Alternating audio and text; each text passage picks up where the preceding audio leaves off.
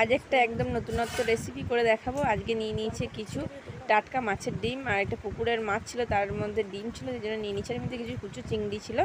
তো আজকে করবো হাঁসের ডিম দিয়ে মাছের ডিমের রেসিপি। মানে ডিমটার আমি ভুজিয়া করে দেখাবো। ডিমটা প্রথমে এরকম করে হাতে করে ভালো করে মেখে নেব, কারণ এটা তো দলার মধ্যে থাকে, ওই জন্য অসুবিধা, ওই জন্য মেখে নিলাম।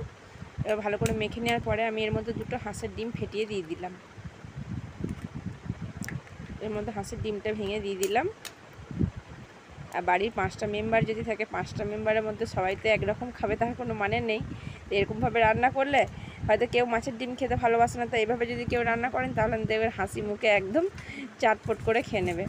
এবার ডিমটা ভেঙে দেওয়ার পরে আমি এইভাবে ঠিক ম্যারিনেট মানে গুলিয়ে নেব ভালো করে। মাছের ডিমের সঙ্গে হাঁসের ডিমটা ভালো করে এভাবে গুলিয়ে নেব। গুলিয়ে নেওয়ার পর আমি এর মধ্যে দিয়ে দেবো কিছু পেঁয়াজ কুচি।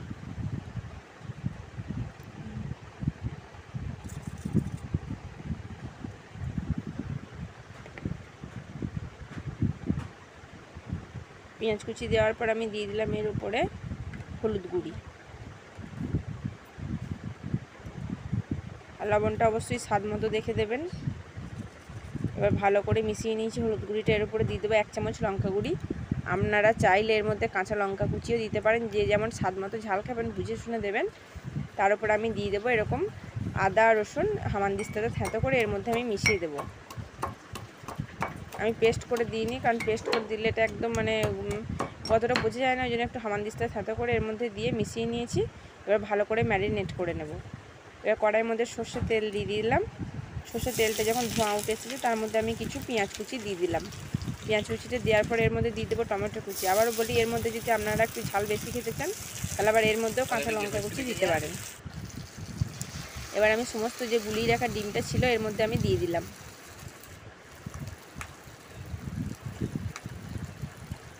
এবার আমি কন্টিনিউস ডিমটা মিডিয়াম থেকে হাইয়ের মধ্যে রেখে দিতে হবে, লো রাখলে হবে না একদম। কিন্তু ডিমটা মিডিয়াম থেকে হাই রেখে দিচ্ছি, আর এইভাবে ঠিক নাড়াচাড়া করতে হবে। ডিমটা কন্টিনিউ এইভাবে নাড়াচাড়া করতে হবে। আমার চ্যানেলে যদি রান্না ভালো লাগে, ব্লগ ভিডিও ভালো লাগে, চ্যানেলটা অবশ্যই সাবস্ক্রাইব করে নেবে। আর যারা ফেসবুক থেকে দেখছো তারা চ্যানেলটা ফলো করে রেখে দেবে, শেয়ার করবে, কমেন্ট করবে, আমি সব কিছু রিপ্লাই দেবো। এবার এইভাবে ঠিক মানে সবসময় নাড়াচাড়া করতে হবে। নাড়াচাড়া করার পর ডিমগুলো একটু ঝুরো ঝুরো হয়ে আসবে। এই দেখতে থাকছে যে কীভাবে হতে থাকছে, কিন্তু কন্টিনিউ এটা একটু নাড়াচাড়া করতে হবে। আর কেউ যদি ডিম খেতে মানে মাছের ডিম খুব একটা পছন্দ না করে, এইভাবে খেয়ে দেখো, সত্যি কিন্তু দুর্দান্ত, একদম একদম হাসি মুখে চেটে ফুটে ভাত খেয়ে নেবে। এইভাবে যদি গরম ভাতের সঙ্গে এইভাবে মাছের ডিমটা ভাজা করো। তা মোটামুটি ঝুড়ো হয়ে এসেছে, আর ডিমটা থেকে একটা সুন্দর গন্ধ বেরিয়েছে।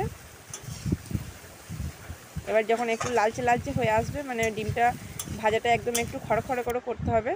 এবার ভাজা হয়ে গেছে, এবার আমি ডিমটা নামিয়ে নেবো। আজকে দেখালাম মাছের ডিম, হাঁসের ডিম দিয়ে মাছের ডিমের রেসিপি।